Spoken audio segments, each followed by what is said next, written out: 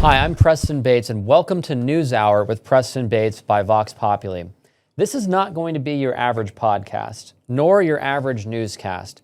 Here, we're going to cover the issues from an anti-globalist perspective. Specifically, we're going to cover transatlanticism. That means what's going on between the United States and Europe, and how what happens in Europe affects the United States, and what happens in the United States affects what's going on in Europe.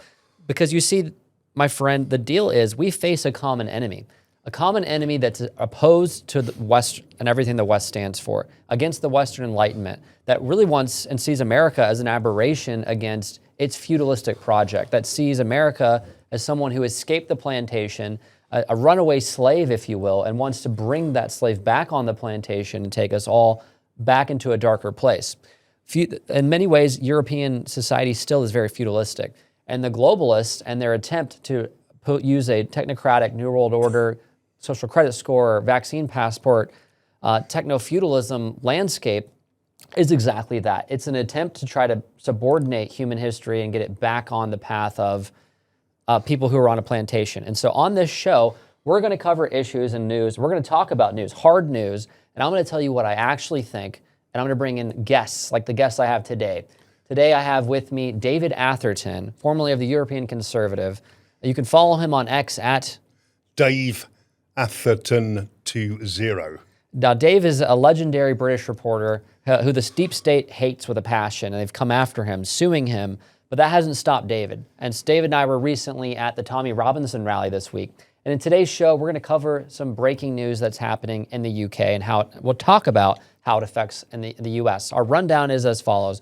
We're going to cover the Peter Mandelson, the Prince of Darkness, the former British ambassador, sacked by Keir Starmer. We're going to talk about and dig into that story. Then we're going to cover what happened with Charlie Kirk and his assassination and the news of J.D. Vance hosting his show recently. We're going to talk about Nick Fuentes and his reaction to Charlie Kirk, because he's been all over both sides of that issue. Then we're going to talk about the Tommy Robinson rally, where David and I both were there and covered it. I'm going to play some footage from some of my interviews, and finally we're going to talk about Trump coming to the UK this week. Does that sound like a good plan?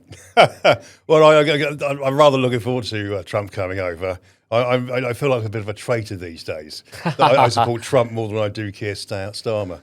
That is the mood here. For those of you watching, no matter where you are, if you're watching in the United States, if you're watching in the UK, if you're watching somewhere else, there is a general mood here in the UK that they kind of want Trump to take on the UK as the 51st state. We pay all the bills with NATO, so in some sense, maybe it's our duty to kind of improve the property that we're paying for in some sense. But that's our rundown for today. So with that, let's lead off with Peter Mandelson. David, for those of our audience who don't know who Peter Mandelson is, give us a quick overview of Peter Mandelson and tell our listeners why this is important, why this story matters. The original snake oil salesman. He's one of the most squirmy, cringy politicians that you'll ever meet. It's actually Lord Mandelson these days. Hopefully, you might have to hand that back at some time in the future. Let me give you an idea what a kind of creep he is. There's a guy called Geoffrey Robertson who's a businessman, and at the time, Lord Mandelson was the Minister for the Department of Trade. And one of the jobs of the Department of Trade is to look into dodgy businesses. And one of the dodgy businesses they looked into was Lord Mandelson's friend, George. They were investigating his company, and George had given Lord Mandelson a massive interest-free loan at the time. Talk about a conflict of interest, And also, as well, I think he was also accused of cash for passports as well. Some rich Indian business people, he was given some brown paper envelopes if you can get us a British passport. So this guy is a Labour loyalist through and through. Yeah. He was in the Tony Blair administration, right? Yeah. And so Keir Starmer is bringing him back out of the backbench, more or less, because he's proven to be a crony who will toe the party line and do what needs to be done. Is that your reading? Yeah. Well, I think the reason they wanted him because Mandelson, being the snake, he's good at networking and bumping into people and things like that, and making friends. But but his greatest sin was the release of the emails and photographs of him in a tower with Jeffrey Epstein. Obviously Jeffrey Epstein, the late Jeffrey Epstein, assuming he's like Jeffrey Epstein. From what there's conspiracy theories that he's still alive or in witness protection program. We don't actually know what's going on to that. Trump's handling of that file has pissed off everyone. But anyway. In 2008, just before Epstein was going to be convicted for being a paedophile, it's absolutely outrageous. Lord Mandelson advised him on his defence and the public relations, and he also suggested how to bargain his sentence down. I believe in the end he did. Epstein did most of his sentence actually from home rather than actually in prison. If that's not corruption, I just don't know what is.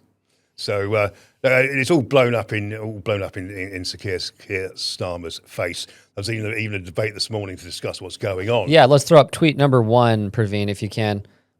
It's the first entry underneath my my email. I think it's just underneath Mandelson. It says tweet.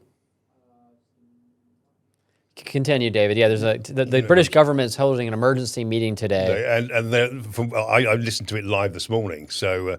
There was not one person who, even on the Labour benches, was supporting Keir Starmer. Yeah, perfect. Starmer has not turned up for the 3-hour debate regarding his hiring of Mandelson. Do you think he knew, this is reported by Vox Populi Media, do you think that he knew of Mandelson and Epstein's relationship prior to hiring Mandelson?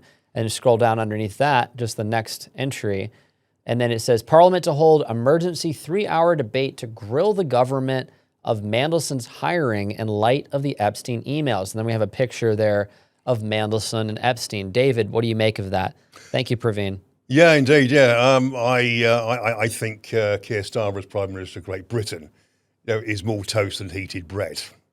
He really, I can't see him lasting more than a week now, month tops. A week or a month. You're suggesting, you're predicting he's out in a week or month. Yeah, I know. Oh, wow.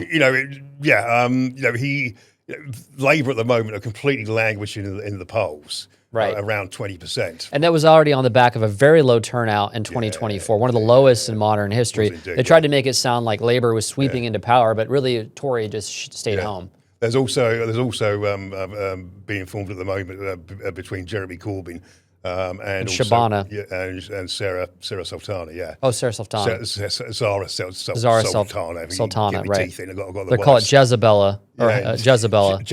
Hezbollah, right. There's Mickey take of Hezbollah, yeah. Exactly. So indeed, yeah, because they're pro-Hamas and, well, not necessarily pro-Hamas, but they're pro-Palestine for sure, yeah. Yeah, feminist pro-Palestinians, pro-Hamas. Well, this is brutal irony, is that Zara Sultana has been singing from the rooftops the praises of transgender women and transgender men, and it's really upset all the Muslims who are part of their coalition. Exactly, yeah. Praveen, let's play clip number 1. Man attacks Starmer on Savile. Let's get some context for why people are so pissed off about Jimmy Savile and Keir Starmer. Now we've even got, what's his name? Take it back from Keir Starmer, sir. That bastard excused Jimmy Savile. He's the one who signed off and said there wasn't enough evidence. That bastard is going to be the prime minister.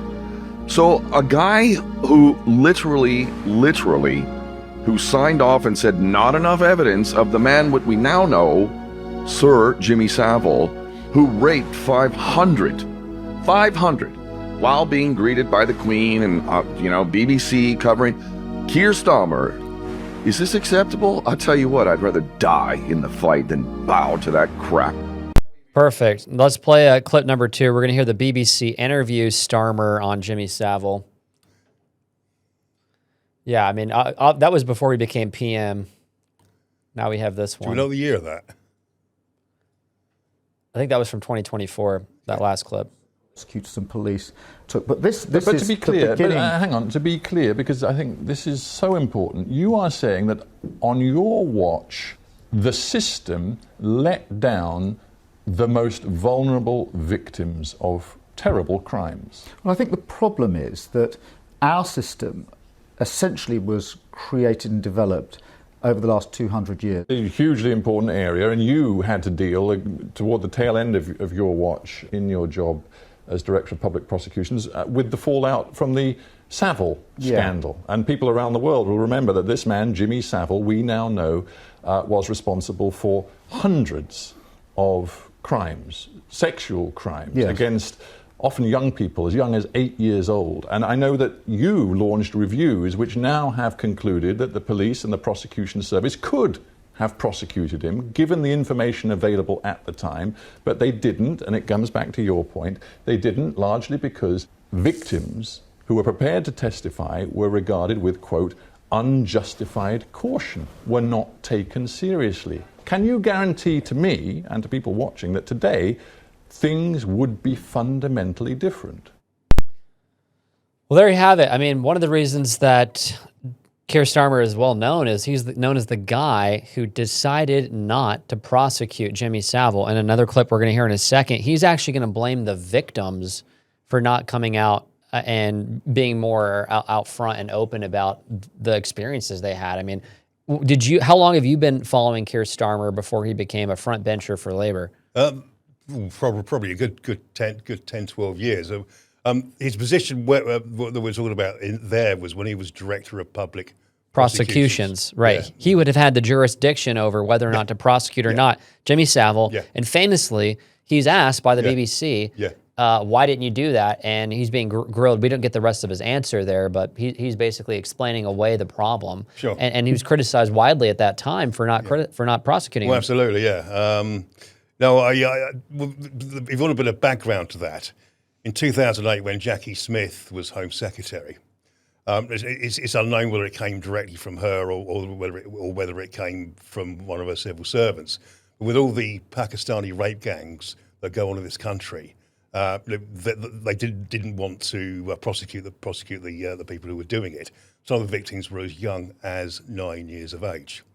And so, indirectly from Keir Starmer's watch, this memo was sent out to police forces up and down the country not to prosecute these rapists because these women, these girls, I should say, were either consenting or were prostitutes.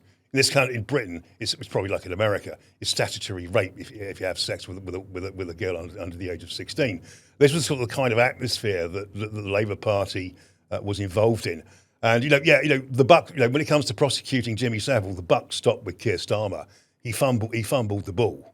Whether it was a case of it was a conspiracy or cock up, I don't know. Doesn't matter. Do you, in your opinion, is that enough of a reason why he shouldn't have been elected or chosen as PM or leader in and of itself? Yeah, it's the whole Labour government that's been going for about 14, 15 months now has shown itself to be absolutely incompetent. Absolutely, right out of the gate. I mean, last fall the budget was a mess. Yeah. I mean, it's just been one scandal after another, sure. and they claim that there was no immigration crisis, and then suddenly they're going to stop the boats, but then they're going to introduce digital ID because Macron says they need that. And Keir Starmer's going to lecture us about protecting young girls when he won't investigate the Pakistani rape gangs. Exactly, yeah. And then he won't prosecute Jimmy Savile. Yeah. And then the next clip, and clip number 3, let's hear exactly why he says he's not going to prosecute Jimmy Savile. During that time, the U-Tree team of police officers saw 600 individuals who claimed that Jimmy Savile had abused them. 224 of those, the police said, were recordable crimes. In other words, had that information on its own been available during Jimmy Savile's lifetime, they would have investigated it as a recordable crime. How many of those 224 do you think came forward during Jimmy Savile's life? 4. So 220 of the 224, and that's probably not all of the victims.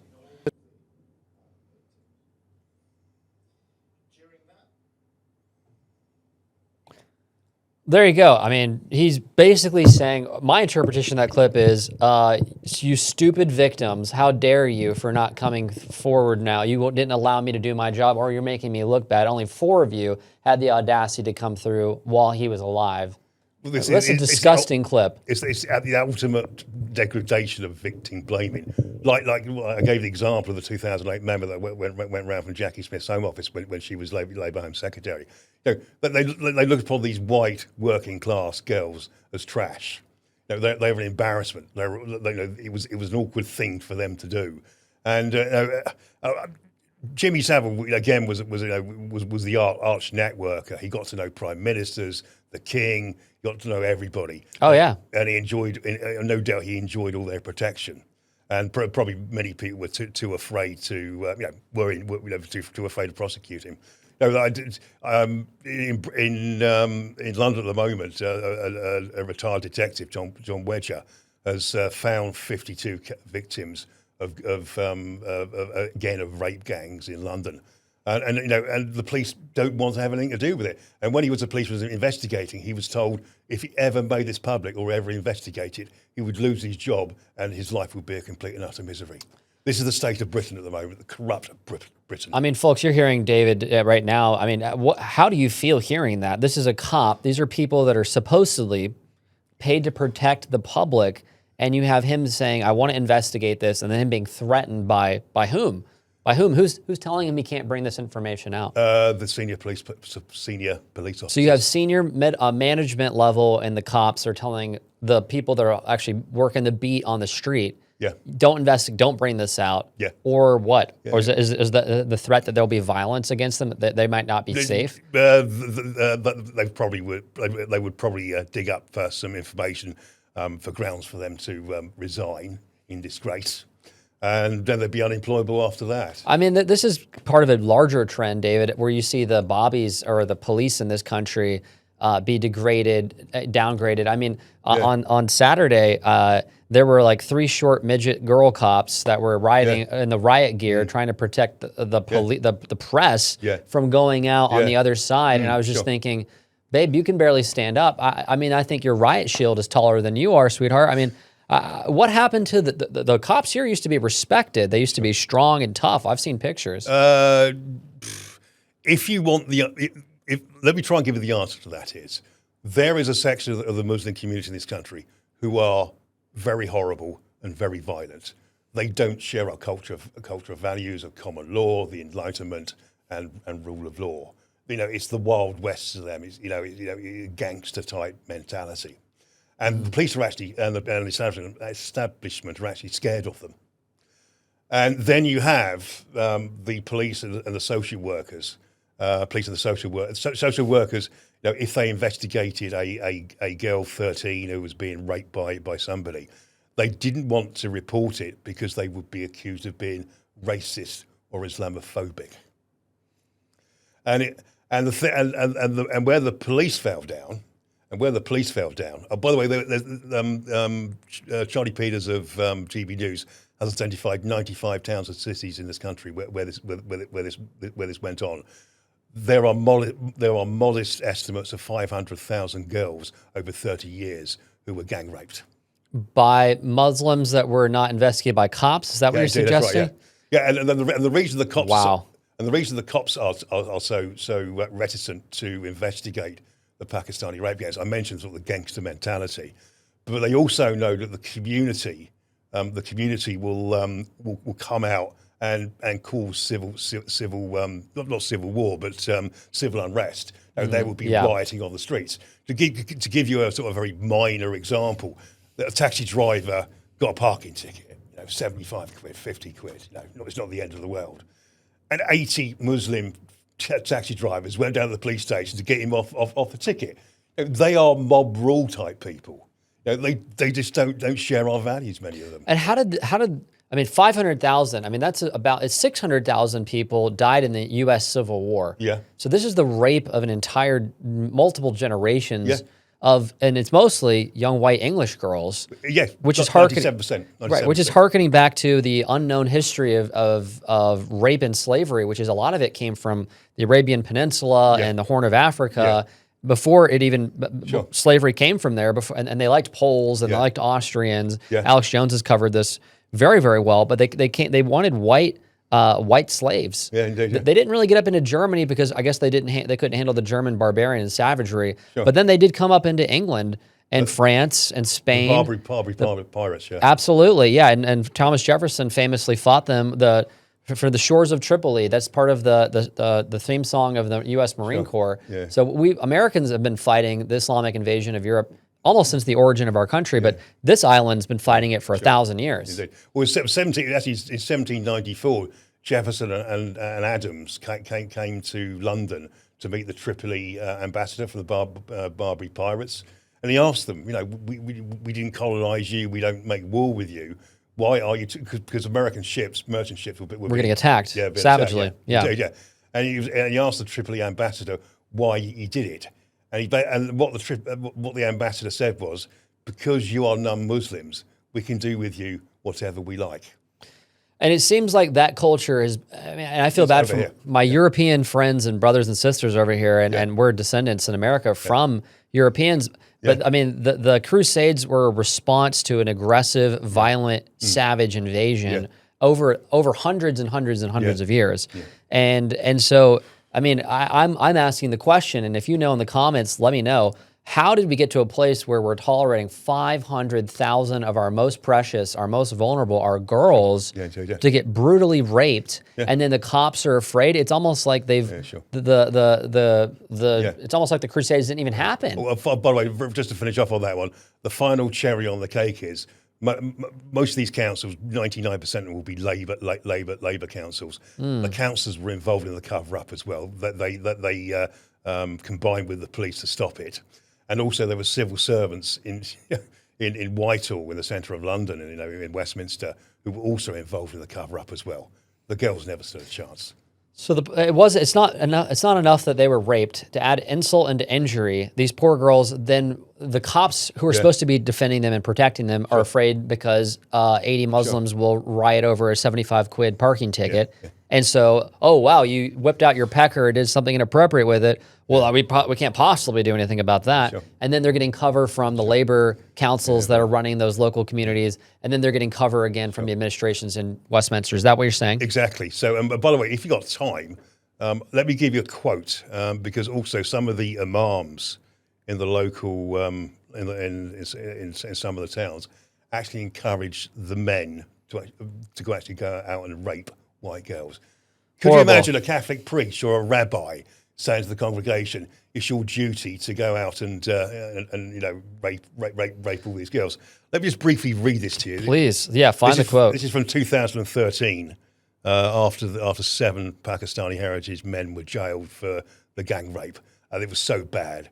One was jailed for life. Yeah, it's terrible. And they got a comment from Taj Hargay. He's actually a moderate imam from the Oxford congregation. And the title of the article was "Imams Promote Grooming Gangs." We'll put this in the comments for those of you who are watching this. Okay. Right, okay. The reason they went out and raped the white girls, because it was, quote, bound up with religion and race. In mosques across the country, a different doctrine is reached, one that denigrates all women but treats whites with particular contempt. Men are taught that women are second-class citizens, little more than chattels or possessions over whom they have absolute authority. Their dress code from miniskirts to sleeveless tops is deemed to reflect their impure and immoral outlook. According to this mentality, these white women deserve to be punished for their behaviour by being exploited and degraded. It's disgusting to hear that, and I think if you're not aware of the degree of savagery and the degree which this is buttressed by religious dogma and just sheer retardation, then it's like you really are asleep at the wheel. I mean, and if you're watching this and you already know all this, do us a favor and leave in the comments more examples of this, because this is this is a visceral issue. It's red hot. It's behind the entire eruption in London and near London with Epping and Canary Wharf this summer. I mean, it's not enough that they're covering it up and they knew about it. Now it's like the government is intentionally placing some of the most vile people in the planet, which other Muslim countries don't want to take on, by the way. They say don't take immigrants from this area. Like the Saudis won't take immigrants from Pakistan and Southeast Asia. Other Muslim countries won't take them. But then they bring them in here, and then they put them in hotels in nice areas like Canary Wharf, where you have HSBC, you have Barclays, you have headquarters, you have technology companies. Place them at the Hotel Britannia. They're out in Epping, and then they're just like within almost a week of being there, there's just rapes. And so the British public are finally had enough this summer, riots everywhere. Sure. This country is a tinderbox at the moment. Yeah, I mean, you have people like Professor David Betts at King's College London that says there's a high probability in the next 5 years of there being a hot civil war either in France or the UK. What do you think about that? Sweden might be my pick. I'm sorry? Sweden As well. Might be my Sweden, pick. the UK, and or Indeed, France. Yeah, there's been white flight from Malmo. It's now become a majority immigrant city, and the level of crime is on a par with Baghdad in Iraq. Let's play clip number 4, where we have now we've built up the background of Starmer and his lax treatment of Jimmy Savile, him being confronted about Jimmy Savile, him having the opportunity to prosecute him and not prosecute him, which plays into Peter Mandelson now. Let me talk this through with you, because it's important to appreciate what happened when, and I understand that. Obviously, the diplomatic post of American ambassador, really important post, and Peter Mandelson, before he was appointed, went through a due diligence process. That's the propriety and ethics team, went through a process. And therefore, I knew of his association with Epstein. But had I known then what I know now, I'd have never appointed him. Because what emerged last week were emails, Bloomberg emails, which showed that the nature and extent of the relationship that Peter Mandelson had with Epstein was far different to what I had understood to be the position when I appointed him. On top of that, what the email showed was he was not only questioning, but wanting to challenge the conviction of Epstein at the time. That, for me, went and cut across the whole approach that I've taken on violence against women and girls for many years, and this government's approach. Will you pause it? Yeah, okay, this is just bullshit. I mean, obviously, we just showed you evidence of him knowing about Jimmy Savile and then blaming the victims, and now he's trying to act like he didn't know the guy he was bringing into his government. Liar, liar, pants on fire. I mean, this is exactly what people in this country are so pissed off about. And people just don't believe him. This is a man who said he's never had a dream, doesn't have a favorite color, doesn't have a favorite book, doesn't have a favorite poem. I mean, is this person a walk-in? Is he an alien? I mean, this makes people like David Icke seem more plausible. I mean, who is Kier Starmer? And so he's just basically telling us bald-faced lies. Of course he knew who Peter Mandelson was. Sure. Of course he knew his background. That's why he was selected. Of course he knew about Jimmy Savile. He was head of the prosecutions. He still had 4 people that came to present evidence when Jimmy Savile was alive. And so we're supposed to believe now Kier Starmer and his feigned indignation that he had no idea about the relationships he had with Jeffrey Epstein or Ghislaine Maxwell. I mean, do you believe that? No, I look upon Starmer as a psychopathic liar. Yeah, he's psychopathic. He feigns, for example, on all the illegal and legal immigrants that are coming into this country. He feigns that he's concerned. He wants to fix the problem. He doesn't. It was like Biden and the Democrats. They wanted to import a new electorate. It's exactly what he's doing. There was meant to be sort of a swap of asylum seekers that was going on. The French will no doubt be the ones that the French are returning to us on the basis of 1 in, 1 out. The French ones will probably go very smoothly. We tried to deport a few yesterday, and there were legal challenges, and the people were taken off the flight and returned to their hotel. It is a position that is designed to fail. It's a deliberate, rather conspiracy and cocker. This is deliberately, this is a conspiracy to make sure that none of the people that failed their asylum test ever really go back, or any of the others that really go back. And we see the same strategy in the United States. We've seen it all over Western Europe, where George Soros and President Trump has called on the Department of Justice to investigate George Soros and his son Alex Soros for racketeering, a big heavy. That's what they used to take down the mob, basically, funding all this left-wing violence, where George Soros is basically using immigration as a weapon, not only to ethnically cleanse the domestic populations of all these countries, but also to create a permanent underclass that can be controlled by left-wing governments to give them rights, privileges, et cetera, so they're permanently under their thumb. And then also as maybe an agitprop force to create other domestic tension and violence against the ethnic indigenous populations. Soros funds pro-immigration people in this country. There's her name's Gardner. There's a lady that was trained up by Soros, and she spends half her time on the BBC and ITV justifying why immigrants and refugees, so-called refugees, should be allowed here. Let me just quote you two very brief statistics, if I can. Please, thank you. Two very brief statistics.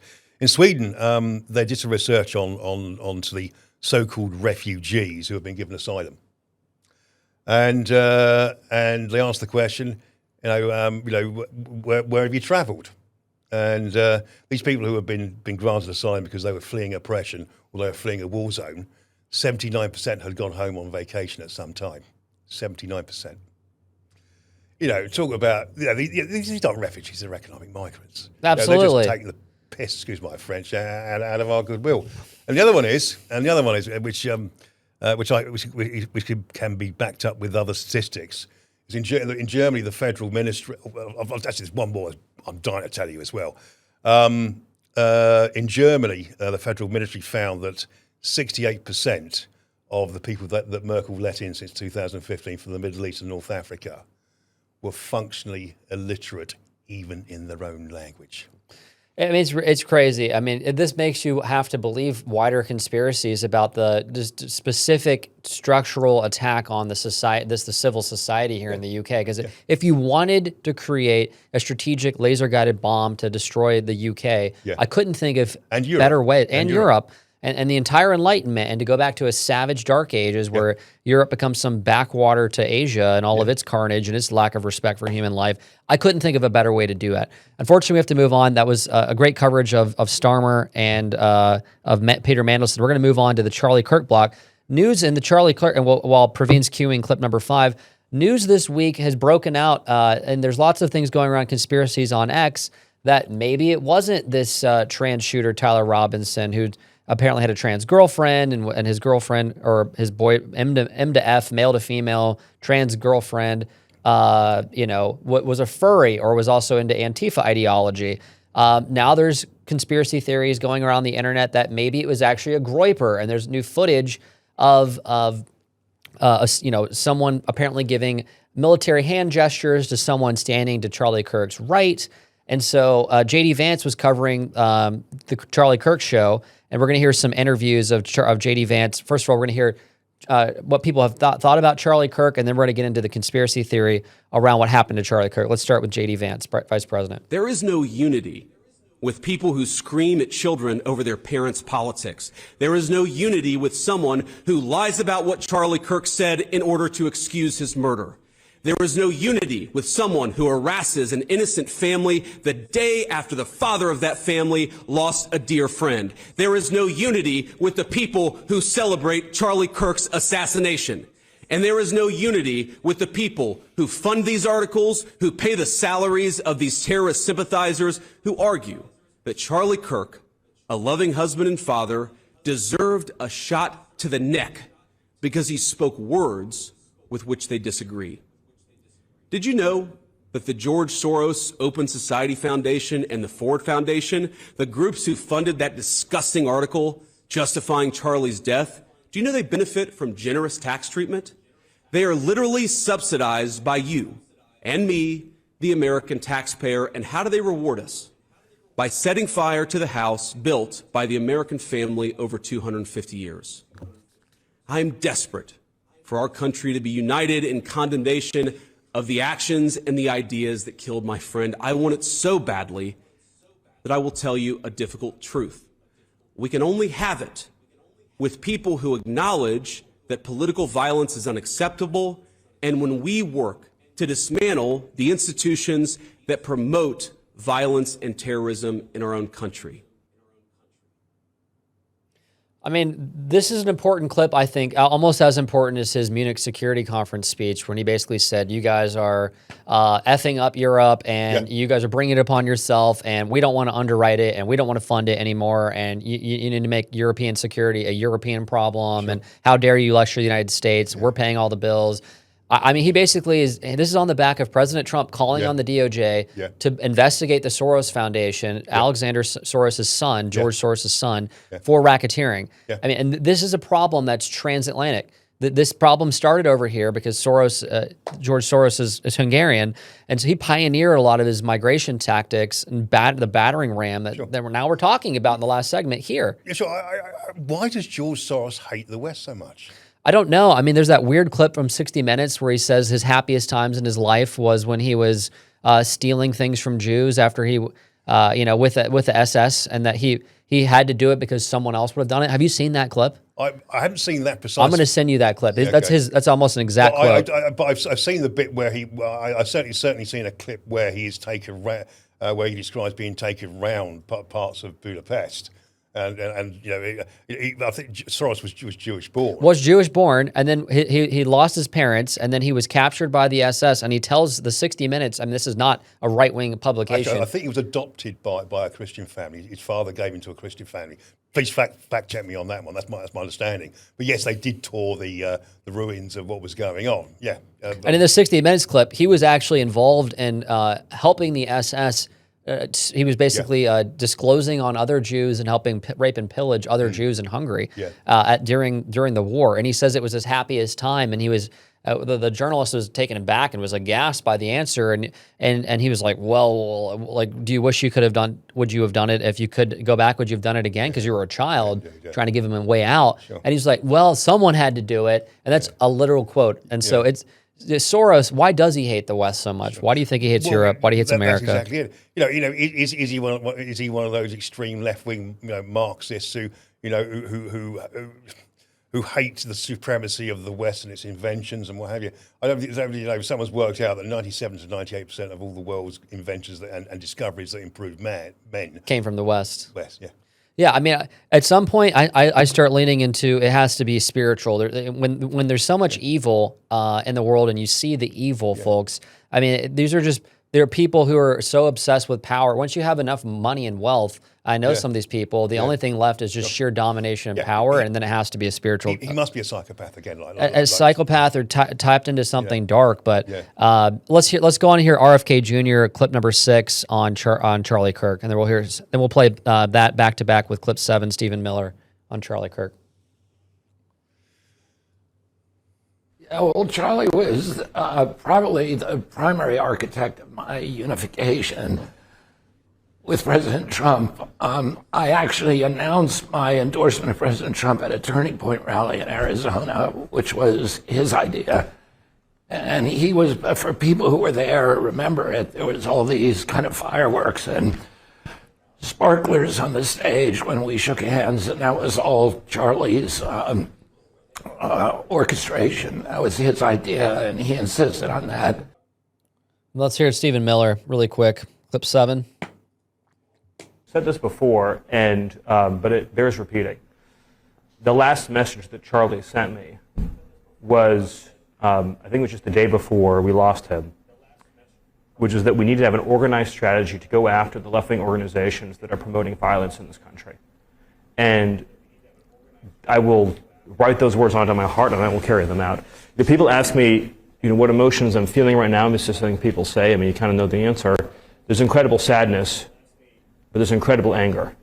And the thing about anger is that unfocused anger or blind rage is not a productive emotion. Right. But focused anger, righteous anger, directed for a just cause is one of the most important agents of change in human history. Charlie showed that. Amen. And we are going to channel all of the anger that we have over the organized campaign that led to this assassination to uproot and dismantle these terrorist networks. So let me explain a little bit what that means. So, you got 30 seconds, so be quick, Stephen. The organized doxing campaigns, the organized riots, the organized street violence, the organized campaigns of dehumanization, vilification, posting people's addresses, combining that with messaging that's designed to trigger and incite violence, and the actual organized cells that carry out and facilitate the violence, it is a vast domestic terror movement. And with God as my witness, we are going to use every resource we have at the Department of Justice, Homeland Security, and throughout this government to identify, disrupt, dismantle, and destroy these networks and make America safe again for the American people. It will happen, and we will do it in Charlie's name.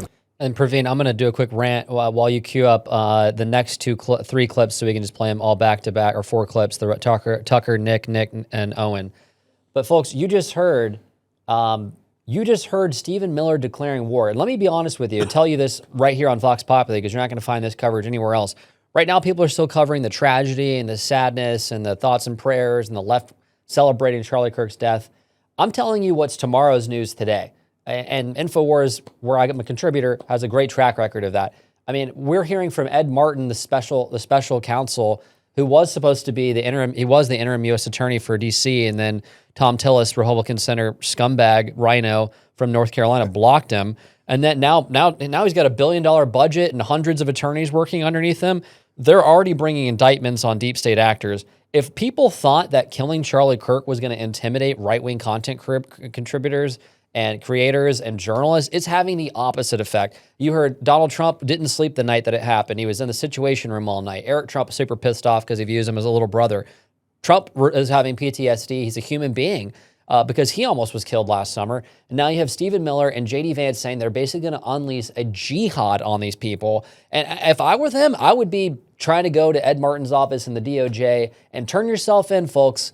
I mean, if you know someone that was a low-level person in the Soros Foundation or the Clinton Global Initiative or the Ford Foundation or any of these foundations, the Rockefeller Foundation, tell them to go get in, because I'm hearing reports from sources that there's a queue of hundreds of people that they're literally just taking in affidavits left and right to try to get all this information in, and it will soon become too late, and then you're going to be facing indictments. And I didn't say this in 2000 with all the Q crap. The Q crap makes me crazy. No, there's grand juries actively impaneled in the Eastern District of Virginia, in Florida, and in New York, and in Pennsylvania. This is what's openly been reported. They're coming for these people. So, I mean, I think the prosecutions, David, is what's going to take the temperature down eventually, because people are going to see that there's consequences, real-world consequences, and the left hasn't faced any of that for all of their actions for the last 10 years. Well, they've got away with blue murder, for decades now, haven't they? And, it's about time, the spotlight was turned on them. Now, of course, I want this done within the rule of law, and I want there to be guilt beyond reasonable doubt. 100%. There should be convicted in a true court of law where they have the right, other Fifth Amendment rights, but it needs to be public, and then it needs to be shared with everyone else so they know they can't get away with this. Yeah, indeed. I've never understood how Soros can willy-nilly throw money around left, right, and centre in this country when he's not a citizen. I think he does it through his I think it's called Open Reach Society, or what we call it, Open Society Foundation, OSF, yeah. I think he does it through that. But he just seems to me, this is the guy who nearly wrecked the Bank of England and Britain, back in the 1990s. Right, betting against shorting the pound, et cetera. Exactly, exactly. Exactly. So I think we fell out the ERM actually. So the European Monetary Exchange, but anyway, it was. So I remember that very well. Fine, okay, he made some money from that. I think he literally made billions that day, on that day, and he's used the money to even further undermine this country. And it's just always the opposite of what it's called. It's the open society. He believes in a closed society. It's not a democracy. It's authoritarianism, or it's anarcho-tyranny. So it's just always the inverse. And now they're going to actually face justice, and I want justice. I think there should be public trials. And if people are found guilty, I'm even in favor of public executions. There need to be, just like the Nuremberg trials, this is the new sort of, there need to be a new Nuremberg trials for all these terrorists on the civil society in the West. I think people on our side of the aisle are just good, and they defer, and they're almost they're almost too humble, and they're almost reticent to speak up.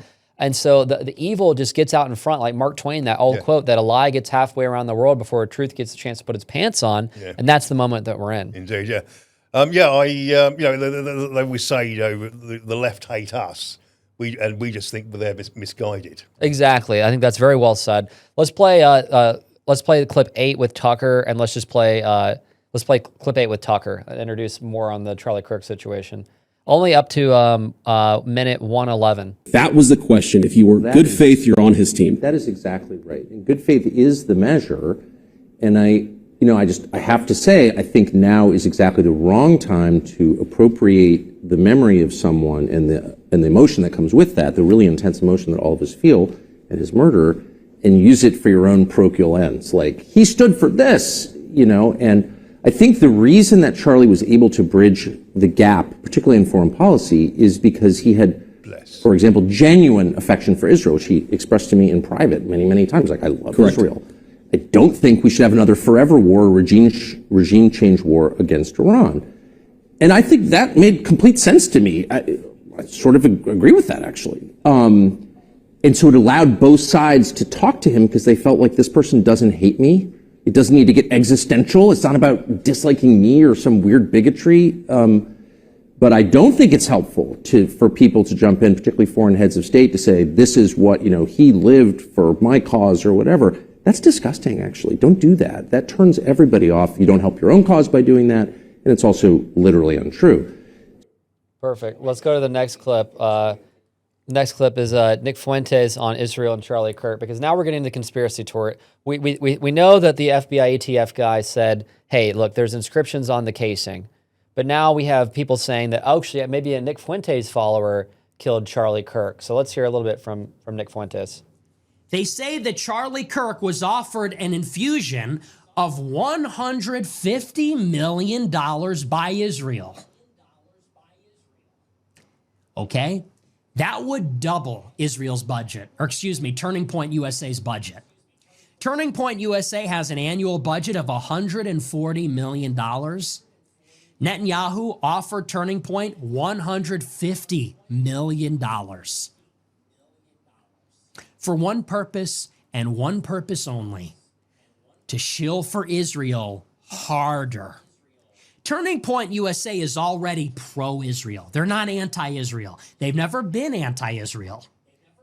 Charlie Kirk has, in the past, criticized Bibi Netanyahu. He has criticized secular left-wing Jewry in America. He has criticized a war with Iran, the famine in Gaza.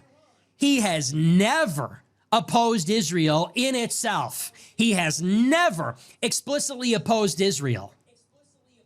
Israel offered him $150 million to be more pro-Israel than they already were, to be harder in their support for Israel, and in particular, to support regime change in Iran and to support their ethnic cleansing and genocide in Gaza.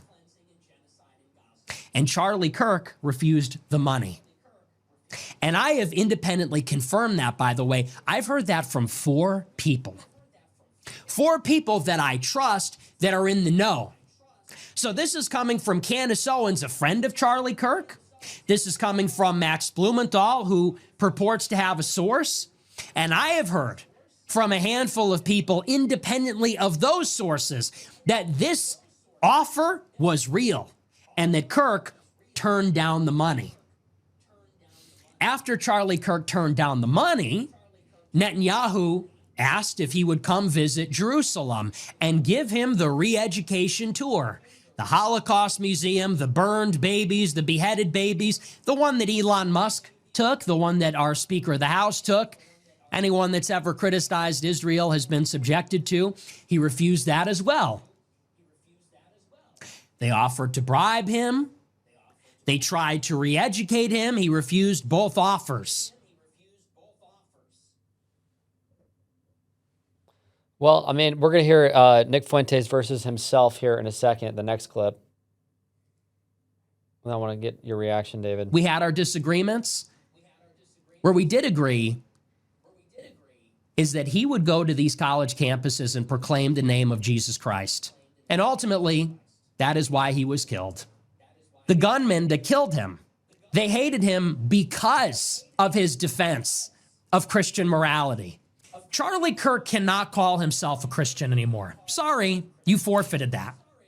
I do not want to hear, and you cannot allow Charlie Kirk to go to one more public event, one more question and answer, one more ask me anything, without being protested, without being shouted down, without being interrogated about this. This guy goes around from campus to campus in the most artificial and phony and fake way, talking about, oh, God made me very blessed that I control $500 million. Oh, I'm so blessed. I'm so rich and I'm so blessed. And oh, God's been so good to me. I'm such a Christian. Oh, the Lord gave me the Sabbath. I take Saturday off. You sit there and call yourself a Christian and then you make excuses for the genocide of 2 million people? Seriously? You stand there and purport to be an evangelist like Billy Graham? Oh, you're the latest Billy Graham? You're our generation's America's pastor? Why? Because you said the right words? Because you said, God bless, God bless. God bless my friend. Oh, I rebuke the devil in the name of Jesus. And then you go around from campus to campus making excuses for a famine? While you queue up the next clip there, Praveen, I mean, I just want the public to understand you're being manipulated and targeted by the Groypers, and they're clearly exercising misinformation. I mean, Nick just said two things that were diametrically opposed on Charlie Kirk. One, he was a great Christian. One, he's not a Christian at all.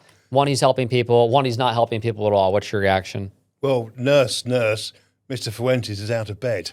I mean, they call his group the Groypers. I call them either the Gropers or the Gapers, because I think they're all homosexual incels. And I hope if you're watching this, Gropers, if you're watching this, I hope you blow us up because we're on to you and onto your con. But let's hear what Owen Benjamin, the famous right-wing comedian, has said about Nick Fuentes, because right now there's a conspiracy theory that, actually a Groyper is the one that killed Charlie Kirk, or Israel killed Charlie Kirk, when if he really was under the thumb of Israel, which Tucker Carlson said he wasn't, and then Nick Fuentes said he wasn't, why would they kill him if he was one of their greatest assets? I mean, this stuff just doesn't make sense, folks. Let's quickly hear Owen Benjamin on Nick Fuentes. Let's see the tweet above this, if we can, Praveen. Yeah, I'm going to read the tweet out. So maybe that's why I'm crashing out about Nick Fuentes. I just hate liars and gay pedos. It's not hate, though, because I enjoy doing bits about him, and there's a joy to it, but I do get laser focused sometimes on people. I think it's just my personality. When my social media timeline is filled with someone that really appears to be sexually into young fellows, and his entire persona is fake and fraud, I just want to rip the mask off them. It's my nature, and I've always accepted my nature and been myself. There's no other option for me. It's not even that he's Mexican. I make fun of him for being Mexican because that contradicts his LARP and is funny to me for some reason.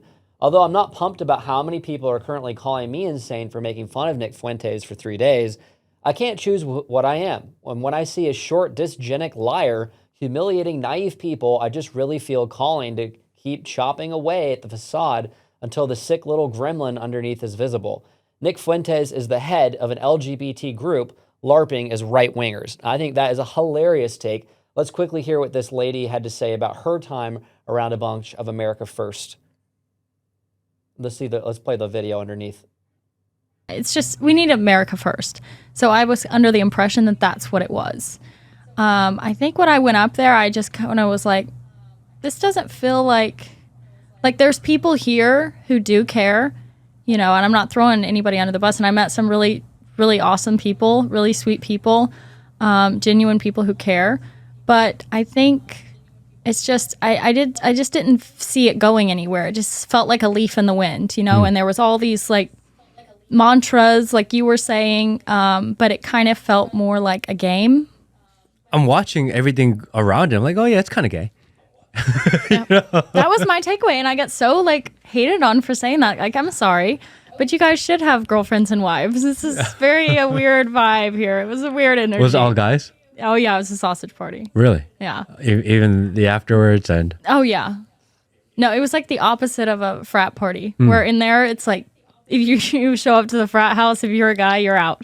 But they want all the girls in. It was completely the opposite. There was I think there was three or four other girls there and me. So yeah, it was a very odd energy there. I'm not a big Israeli war supporter at all. I think it's really sketchy. Yeah. But if you are, who cares? Why do people go out of their way to zoom in and crop it and blow it up and be like, look, because we told it's a game. It's a game. That's what I saw. This whole thing, I was like, this is so disingenuous. I don't know who she is. She's very pretty, and I can't believe these so-called right-wing family-oriented Catholics wouldn't be trying to talk to her at a party, and we're kicking her out so they can, circle jerk each other and LARP around as if there's some sort of right-wing agitators. I hope you're watching this because you're messing up our movement, and we don't need you, and you're not a part of it. And how dare you disgrace the legacy of Charlie Kirk, who on many of issues, he's more centrist than me. I'm more to the right than Charlie is. But you know what? I appreciated, David. He brought people to the discussion. Sure. He literally died with a shirt on his chest that said freedom, and it was having an open public debate. Well, absolutely. I just going back to Nick Fuentes, always remember that Hitler was a socialist. right? And so the right, in some sense, is becoming kind of big state socialistic. There are parts of it, and there's actually parts of both the far left and the far right that are into trans ideology, which is strange. Indeed. Well, going back to Charlie Kirk, I cannot think of anything more fascistic or extreme or tyrannical or authoritarian than killing somebody because he says a few words that are moral and legal. Absolutely, and that's kind of what this whole segment ties back into where we started with Peter Mandelson and the tyranny over here and the violence, and that is that the left wing has institutionalized itself and it's gotten a lot of money, and it's threatened and terrorized people over generations. And now the people are waking up. COVID woke up too many people, David. They can't go back to sleep, and they're getting a hold of their government and they're getting a hold of their institutions. And folks, there's going to be indictments. And just remember this day, Tuesday, September 16, 2025, Preston Bates with Vox Populi, David Atherton. I'm telling you, there's going to be indictments. So when that comes around, you better get out of all the comments and stop being blackpilled and stop being so negative and pessimistic, and realize that we can actually have real impact. We can actually change the government. We can change society. And we need to change things in Europe before Europe slips away. Absolutely, yeah. No, I show something. I know we're moving on to the Tommy Robinson rally in a moment, but if I can take my inspiration from that, I think we're winning. I really do think that the right in this country, right in the world, is winning at the moment. You look at Donald Trump's presidency. It's probably as good as I thought it was going to be. One or two minor things I disagreed with, but the politics isn't perfect. If you look at Europe, reform at the moment, touch wood, are odds on to win a thumping majority at the next election in either 2027 or 28. The right wing parties on the continental Europe are doing extremely well on the polls. Vox in Spain, AfD in Germany, FPO in Austria, etc. National Rally in France. National NR in France. I covered Marine Le Pen's bullshit conviction from the things that everyone else had done, not even a real crime. So the most important thing is we are winning hearts and minds, and this is what Charlie Kirk was so good at. He was such a reasonable guy. His research, his knowledge was impeccable. If there's anybody you could ever call autodidactic, i.e. self-taught and self-learning, it was Charlie Kirk. I mean, the amount of skill sets you need to both run an organization, inspire a bunch of people, be on media, fundraise, build an organization, do all these things at once. I mean, he's kind of like a once in a generation. He probably would have been governor, senator, maybe even president one day. And so how dared Nick Fuentes sit there and disparage him like that, or try to play both sides to tickle his little Catboy fan base? But look, Nick, we don't need you on. We need you to either wake up and become part of like the kind of the true right, or just kind of F off and go hang out with the Catboys, because it's not helpful. And we don't need you. Well, it strikes me he's got more in common with Antifa than in some people. Sense, yes, he does. Praveen, do we have time to play the other three clips? Perfect. Okay. Well, very kind. Okay. Yeah. Perfect. Awesome. All right. Well, that's Charlie Kirk. R.I.P. Charlie Kirk. But we're not going to let people disparage your memory. Now we're going to go on. David, you and I covered the Tommy Robinson rally this week all day on Saturday. Their estimates 100,000 up to over 1 million. Different size estimates I've seen on the internet. Let's hear what this gentleman's name is. Trevor Phillips with Sky News, and he put out a very sensible, reasonable report in the UK about what he saw, and his report was deleted inexplicably by Sky News. Sure. Let's play the report. The most alarming aspect of the event was just how normal the vast majority of the marches were. I spent an hour or two amongst them, and my own impression was that they were mostly the sort of people you'd meet in a country pub or in half-time queue for the loo at football or at a concert. There was a sprinkling of black and brown faces, and the event was brought to a close by a gospel group singing Jerusalem. All that must worry the traditional mass parties, Labour and Conservatives, now polling at less than 40% between them. They're draining support to parties like Reform and the Greens. And yet, a man recently out of jail, condemned as an extremist thug by most mainstream media outlets, can rally a demo the size of the entire population of Cambridge or Blackpool. A feat you couldn't imagine either Sir Keir Starmer or Kemi Badenoch pulling off anytime soon. Perhaps the people are sending us all a message. Let's see if anyone at Westminster's listening. Well done, Trevor Phillips. I think the only way that they would get that crowd, we can go right on to the next clip, clip 13. That size for Keir Starmer might be for his public trial and public execution. But apart from that, I mean, I was there. I didn't see. Apparently, there was only 25 arrests. The crowd was over 1 million, and there was 528 arrests at Carnival in Notting Hill this summer, which is a left-wing event. And 1,300 pro-Palestinian supporters have been arrested in the last 12 months. So I don't want to hear about these bullshit statistics and how the right's creating all this violence. And the police. What's the word I'm looking for? They inspired, and it was the police's fault. These people got violent. I caught up with Vox Populi. Incited, that's the word I'm looking for. Incited. Vox Populi caught up with Katie Hopkins, the legendary comedian and right-wing activist. Let's hear what. Let's play that report. Preston Bates here with the legendary Katie Hopkins, the infamous, the one and only alum of Celebrity Apprentice. Apprentice, I was on, got to the end of that, and then I fired the boss. But before that, really, the real me went through the British military.